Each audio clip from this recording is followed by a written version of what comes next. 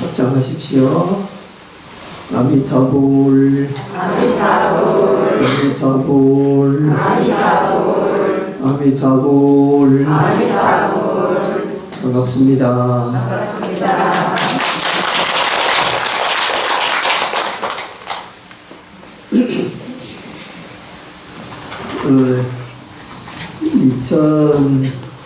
2024년도 동안거 결제가 오늘부터 시작이 됩니다. 해마다 오는 동안거지만은 스님네들은 이 안거가 끝날 때마다 내가 공부한 성과가 어떠나 하고 이렇게 이제 자기를 점검해보고 이제 가르침에 못 미쳤다고 생각하면은 다리를 뻗고 울었다라는 그 이야기가 있습니다. 근데 그만큼 이제 공부가 이제 절실하고 또 이제 시주박을 먹으면서 정진하는 게 그만큼 이제 그 무게가 무겁다 뭐 이런 뜻으로 이렇게 생각이 듭니다. 제가 이 결제 때마다 늘 이제 공부거리를 이제 그 여러분한테 말씀을 드리죠. 금년에도 제가 여러분들한테 숙제를 하나 드리겠습니다. 중국에 조산론적이라고 하는 스님이 있었습니다. 이 스님은 그 조동종이라고 하는 종파의 조사 스님인데요. 이제 우리는 그 조계종은 그 임예종 계열의 그 종파입니다. 그래서 우리 스님네들이 공부할 때 이제 화두를 들고 공부를 하게 됩니다. 그런데 이제 이 조산본적이라고 하는 이 스님은 조동종에 속하는 스님인데 조동종은 화두를 들지 않아요. 이제 공부하는 방법이 좀 다릅니다. 조계종하고. 그런데 화두가 없느냐? 그렇지 않습니다. 화두 있습니다. 흔히들 화두가 없다 이렇게 생각하는데 그거는 이제 조동종에 대해서 깊이 몰라서 이제 그런 말을 하죠. 이 조산본적이라고 하는 이 스님한테 어떤 스님이 와서 물었습니다. 스님, 이 세상에서 가장 값지고 진귀한 보물이 뭡니까? 이렇게 물었습니다. 여러분한테 만약에 본인한테 제일 귀한 것이 뭐냐 이렇게 물으면은 보통 여러분들은 그런 말 하죠. 내 자식이다 이런 말 하고, 아니면은 내 마음이다 이런 말을 하고, 내 자신이다 이런 말을 하고 그러죠. 근데 이 조산본적 스님이 뭐라고 이야기하냐면요, 죽은 새끼 고양이 머리다. 세상에서 제일 가는 동물이 죽은 고양이 머리다. 그러니까 그거를 질문한 스님이 이제 이상하게 생각을 할 거 아니에요. 스님, 그건 왜 그렇습니까? 그러니까 그 스님이 대답을 하기를, 세상에서 그거 찾는 사람이 아무도 없기 때문에 그렇다. 그러니까 새끼 고양이 머리를 보물이라고 찾는 사람이 이 세상에 한 사람도 없다는 말이에요. 그죠? 근데 그 조산본적 스님은 그것이 제일 귀하다.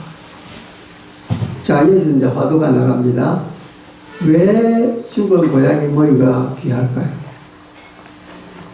왜 그 죽은 고양이 머리가 세상에서 가장 값진 걸까요? 여러분, 그거 요번 동안그 석 달 동안에 매일 아침에 일어나서 죽은 고양이 머리가 왜 귀한가 한번 생각해 보십시오. 이제 여러분한테 화두를 드렸습니다. 제가 공을 여러분한테 던졌으니까 여러분들이 겨울 이 석 달 동안에 잘 생각해 보시고 내년에 해제할 때 그 공을 저한테 던져줘야 됩니다. 아, 네, 알았습니다. 근데 해마다 제가 숙제를 드리는데 한 사람도 대답하는 분이 없어요. 집에서 공부를 안 하면 아파요. 그러니까 조금이라도 내 생각은 이렇습니다 하고 생각이 들면은 그 서슴없이 말씀을 하십시오. 그러면은 제가 들어보고 보살님 공부가 조금 됐습니다. 좀 더 하십시오. 이라든지 아이고 보살님은 경계가 이미 지났군요. 이렇게 하든지 그렇게 대답을 드릴 테니까 죽은 고양이 머리가 왜 세상에서 제일 귀한가 생각해 보십시오.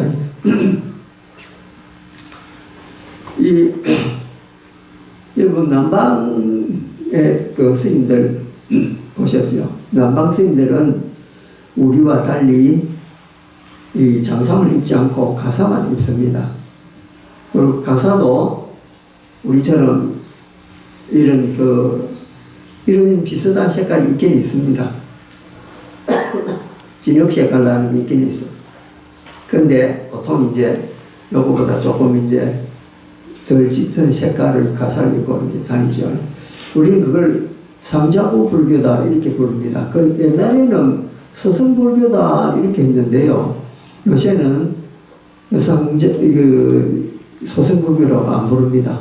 삼자부 불교다 이렇게 부르고 이제 우리가 중국, 한국, 일본 이런 데서 하는 거를 옛날에는 대승불교다 이렇게 불렀는데 요새는 북방불교다 이렇게 부릅니다.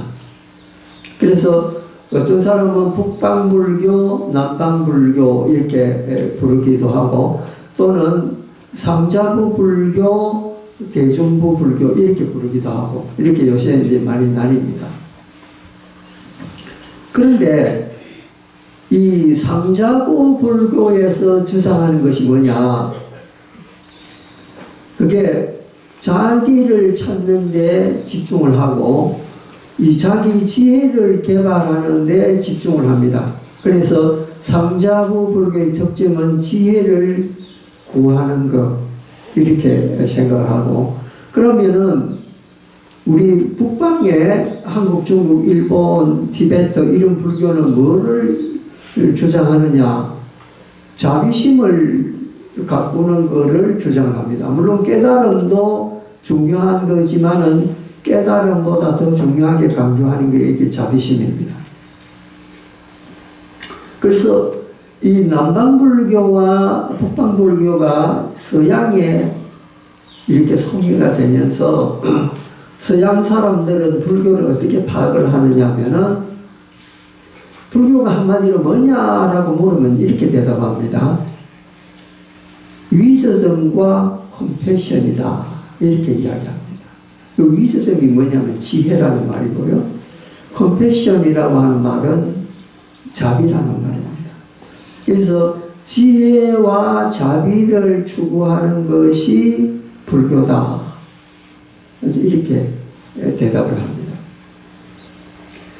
그러면은 우리가 남방불교는 초기 불교 때 부처님이 살아계실 때부터 지금까지 이어져 내려오는 불교인데 지금의 삼자부에서 가르치는 것도 역시 부처님이 가르치신 그 가르침하고 거의 유사합니다.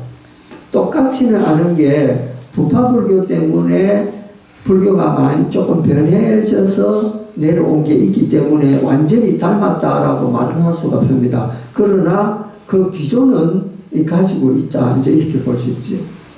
그러면 북방불교는 왜 자비심이냐? 북방불교를 한마디로 이야기하면은 보살 사상이다. 이렇게 말했어요.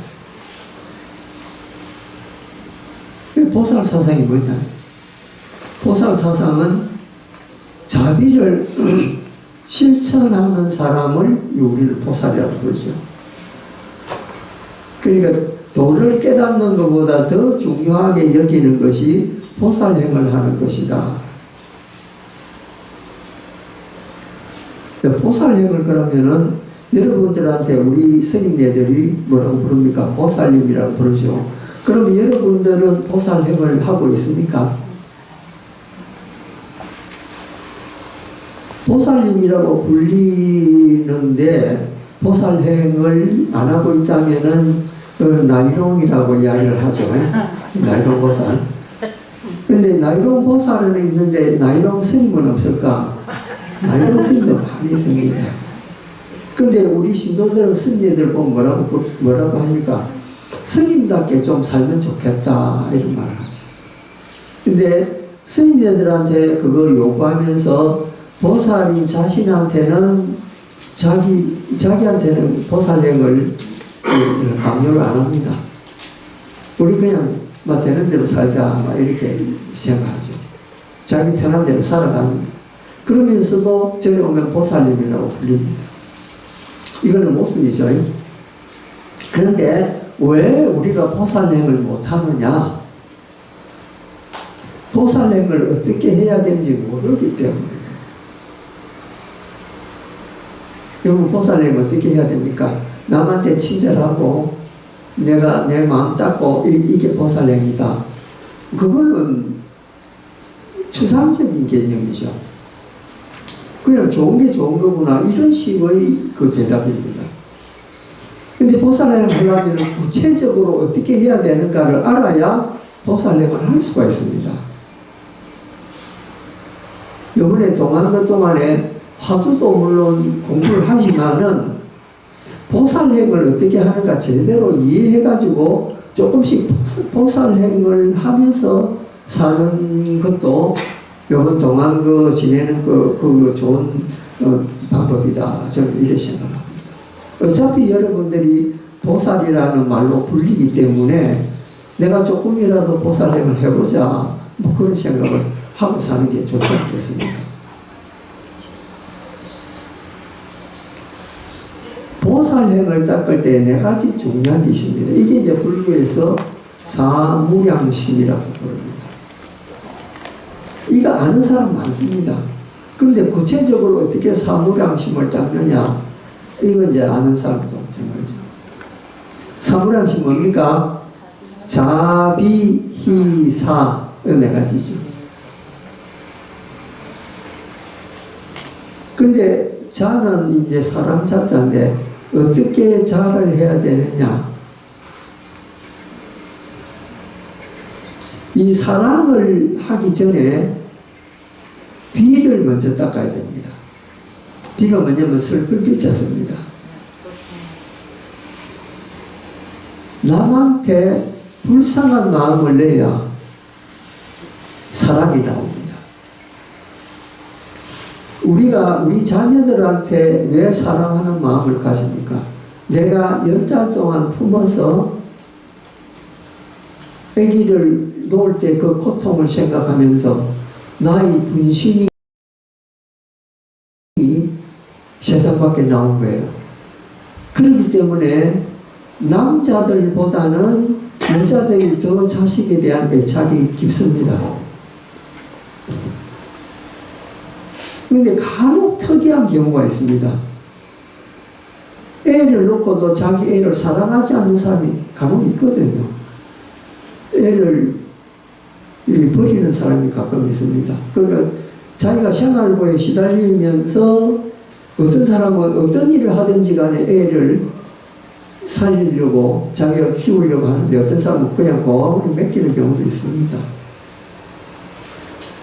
또 바람이 난 사람은 남편도 버리지만 아기까지 버리는 경우도 있습니다. 그러니까 이거는 자비라고 할 때 그 사랑이 절대적이냐 그렇지 않습니다. 사람마다 다릅니다. 근데 대체적으로 보면은 여성이 더 많은 그 자녀들에 대해서 애착을 가집니다. 옛날에 이 고릴라를 가지고 실험한 것이 있는데요. 고릴라 한 마리를, 그러니까 수컷을 이제 새끼 고릴라하고 같이 방에 넣어놓고 밑에서 불을 뗐는데 이 철판이 점점 뜨거워지니까 이제 벌쩍벌쩍 고릴라가 뛸 거 아닙니까? 지금 벌쩍벌쩍 뛰다가 너무 뜨거워서 견딜 수가 없으니까 수컷 고릴라가 새끼 고릴라를 땅에 놓고 지는 그 새끼 고릴라를 밟고 서가지고 있잖아요. 새끼가 죽든지 말든지 관계없이. 그게 수컷의 본능이라는 거예요. 그 반대로 암컷 고양이를, 고릴라를 새끼와 더불어 넣었는데 밑에서 불을 때니까 엄마가 새끼 고릴라를 안고 자기가 그 바닥에 누워서 버티더라는 거예요. 그게 아버지와 어머니의 차이점입니다. 어머니의 사랑은 그 정도로 강력한 사랑입니다. 아버지는 물론 자녀들을 사랑은 하지만은 어머니보다는 못하다.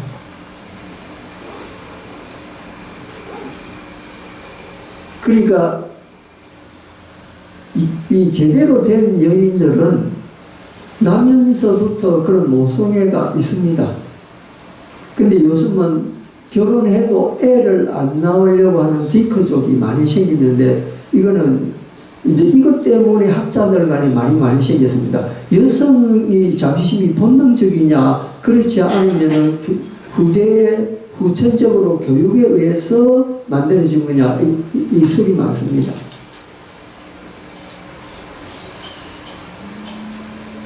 그런데 우리 불교에서는 그 두 가지 다 맞다고 봅니다. 왜냐하면 오랜 선조로부터 내려온 모성의 DNA가 있다가 그게 자라나면서 교육에 의해서 결합이 돼서 그런 모성애가 나올 수 있다는 거죠. 예를 들면은 그 독한 어머니 밑에서 자란 애들은 그 조금 성격이 조금 남다른 그런 것도 있습니다. 그 부모 영향이 있는 거죠. 왜냐하면 인간은 환경의 동물이기 때문에 그렇습니다. 근데 나면서부터 유달리 자식에 대한 사랑이 많은 사람이 있습니다. 그런 사람은 DNA 속에 모성이 아주 강한 걸로 이렇게 해서 태어났기 때문에. 어쨌든 이 보살이 중생을 볼 때 부모가 외아들 보듯이 본다 이런 말이 환경이 있습니다. 그러니까 서가모니 부처님이 당신의 외아들인 라후라를 지극히 사랑하셨듯이 모든 부처님은 모든 중생들 볼 때 외아들 보듯이 본다 이런 말이에요. 이 사랑의 시작이 그런 거예요. 왜 그렇습니까? 이제 관세음보살님이 천개의 눈과 천개의 손으로 모든 중생을 두고 한다 이런 말이죠. 왜 그렇습니까? 그 자비의 눈으로 세상을 이 중생들을 바라볼 때 중생들이 각가지 악한 일을 저지르고 악한 고통을 받을 건 줄 알기 때문에 그래서 자비심이 우러나지 않을래야 우러나지 않을 수가 없다는 거예요. 그래서 어떻게 하면 저 중생들을 구할 수 있을까? 그런 생각을 해서 이제 서원을 세워서 내가 저 중생들을 구제하겠다. 그런 마음까지는. 우리 관음사에서 종지로 삼고 있는 미타신앙도 그와 같습니다. 미타신앙이 처음 생길 때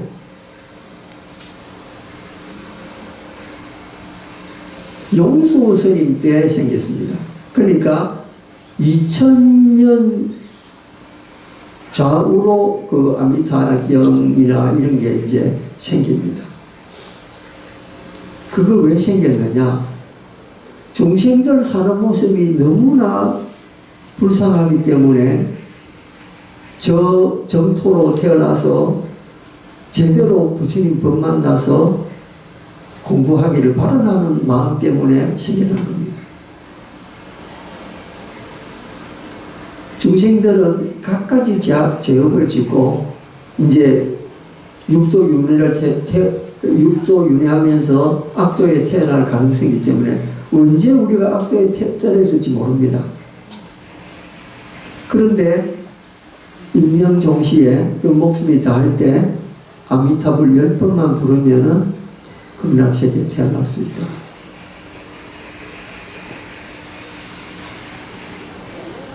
다른 종교에서 우리 이 인간들한테 원죄가 있다고 이야기합니다. 왜 원죄냐? 뱀이 유혹을 해서 사과를 먹고 그 사과 때문에 지혜가 생기는 바람에 신의 명령을 거부했다는 거예요. 그냥 에덴 동산에서 벌거벗고 아무것도 모르고 그냥 살아라 이랬는데 사과를 먹고 신한테 반항을 하기 시작해요. 옷도 입고 이러면서 반항하기 시작해요. 그게 죄라는 거예요. 그러니까 모든 인간한테 그 죄가 있다는 거예요. 이제 그걸 불교식으로 만약에 해석을 하자면은 모든 사람들한테는 자기 업이 있습니다. 그 자기가 지은 업이 있어요. 근데 그 업을 없애야 되잖아요. 그 업을 어떻게 없앱니까? 자이나교에서는 내가 내 업을 없애려면 내가 그만큼 고통을 받아야 된다. 이렇게 이야기합니다.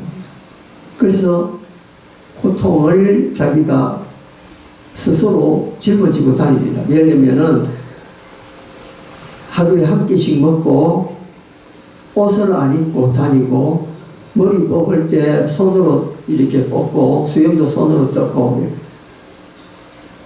그리고 이제 뿌리 있는 식물은 안 먹습니다. 생명을 처자리 존중을 하는 거예요. 그런 식으로 해서 자기 고통이 크면 클 만큼 내 업장이 소멸이 된다. 이렇게 생각하는 종교입니다. 그럼 불교는 업을 어떻게 받습니까? 불교는 그 업을 받을 필요가 없다. 그 업을 피해서 다른 데로 가면 된다. 이제 그런 가르침이죠. 그게 해탈입니다. 해탈을 하게 되면 내가 업을 안 받아도 된다. 그러면은 서양의 종교, 기독교나 이슬람교는 뭐라고 가르치느냐? 그 업, 그거 내가 다 받을게. 내한테 그 업 다 줘. 이렇게 이야기합니다. 그러니까 이제 예수님도 그런 말을 하잖아요. 내한테, 짐진자들은 내한테 그 짐 다 줘. 이렇게 이야기합니다. 그럼 너가 홀가분하게 해줄게. 근데 그 뒤에 더 무서운 게 있습니다. 이게 뭔지 압니까? 내가 너가 죄를 다 짊어질 테니까 너는 내 종이 되어라. 노예생활 해야 된다. 그게 기독교입니다. 그러니까 자인화교는 내가 내 업 다 사할 때까지 나는 극단적인 고행을 해야 된다. 그러니까 거기 그 자인화교에서 최고의 죽음을 어떻게 맞이하는 죽음이 제일 좋으냐? 굶어 죽는 거예요. 굶어 죽는 사람에 대해서 최대한 찬양을 합니다. 아주 위대하게 죽었다. 이렇게. 그럼 불교는 어떻게 죽는 게 잘 죽는 겁니까? 편안하게 옆에 이렇게 부처님 열반상처럼 잘 먹고 잘 살다가 고요하게 가는 거, 이걸 불교에서 잘 죽었다. 이제 기독교에서는 신이 불러가지고 이제 가는 거죠. 근데 문제가 뭐냐면은 그 나라 갔다 노예생활 해요. 그것도 영원히. 우리 불자들은 이 좋은 게 뭐냐면 우리가 혹시 잘못해가지고 지옥 떨어지잖아요. 누가 구제해 줍니까? 지상보사 다 기다리고 있습니다. 다 구해줍니다. 그러니까 불교 믿는 사람들은 만약에 천국 못 갔다가도 혹시 죄 너무 많이 지가 지옥 떨어져도 걱정하고 지상으로 다 구해줍니다. 근데 기독교 믿는 분들 이거 천당에 못 가면 지옥 떨어지면 영원히 나올 길이 없어요. 그러니까 성철스님 시에 보면 그거 나오잖아요. 내가 지옥에 들어가겠다. 하는 시가 있잖아. 근데 기독교인은 봐라, 성철스님도 지옥 간다더라. 그래서 성철스님이 지옥 가면 뭐 하겠습니까? 기독교인들 구하라고 했더라.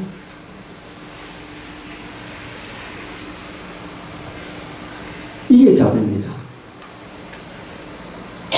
자비는 끝없는 열민으로 내가 저 사람을 구해줘야겠다. 관시음보살이나 지상보살이나 그런 대원력을 씌워가지고 중생 구제하겠다. 그러니까 엘리베이터를 타면은 딱 타고 올라가면은 바로 성불인데 관시음보살, 지상보살이면 그 엘리베이터 문 앞에서 탁 돌아서서 내가 사람들 구제해주고 이 엘리베이터는 나중에 타야다. 그 지상보살은 그러잖아요. 모든 중생들이 엘리베이터 타고 다 올라간 뒤에 맨 마지막으로 내가 타겠다. 그런 원력을 시험. 이게 자비입니다. 여러분들은 기왕 보살도를 배우고 있고 또 보살도를 행하는 분들이고 보살이라는 이름으로 불리는 분들이기 때문에 자비심을 가져야 됩니다. 그럼 어떻게 자비심을 가집니까? 자비희사. 뒤에 나오죠. 희사. 남 잘 되는 거 기뻐하고 남이 어떻게 행복한 것을 보면서 기뻐하고 기뻐할 줄 아는 사람. 우리는 사총이 논산 배워보잖아요. 그건 안 됩니다. 기뻐해야 됩니다. 그러니까 지금까지 가지고 있던 시기 질투심 버리면서 내가 남을 위해서 기뻐해 줘야 되겠다. 그렇죠? 그 다음에 내가 가지고 있는 여러 가지 이 잔잔한 욕심들, 고집들 이거 버려야 되겠다. 그러면서 조금씩 발전하면서 보살도를 닦아갑니다. 한꺼번에 닦을 수는 없습니다. 부처님은 부처되기 위해서 여러 수십 아성직업을 수행을 했잖아요. 우리도 다음 세가 있고 또 그 미래 세가 있고 다음 미래 세가 또 있고 있기 때문에 천천히 수행해 나가면 됩니다. 어렵지 않습니다. 자비심이 충만한 사람은 나이가 들면 얼굴에 표가 납니다. 저는 기독교인들을 이렇게 보면요. 밖에서 금방 알아냅니다. 뭔가 모르는 좀 표독한 모습이에요. 그 불타는 데도 보면 얼굴 표가 납니다. 뭔가 화평한 느낌이에요. 아, 보살도를 잡고 있구나. 그러니까 자비이사 이 네 가지 실천으로 우리가 보살도를 천천히 닦아 나가면서 남을 배려하면서 이렇게 이제 살아가는 삶. 이게 불자의 삶입니다. 자, 오늘은 결제일이 맞아서 여러분한테 화두를 드렸습니다. 새끼 고양이 머리가 왜 세상에서 가장 귀중한가? 그거 한번 생각해 보시고 이제 그 화두와 또 보살행을 두 가지를 동시에 수행하는 그런 결제가 됐으면 좋겠습니다. 감사합니다.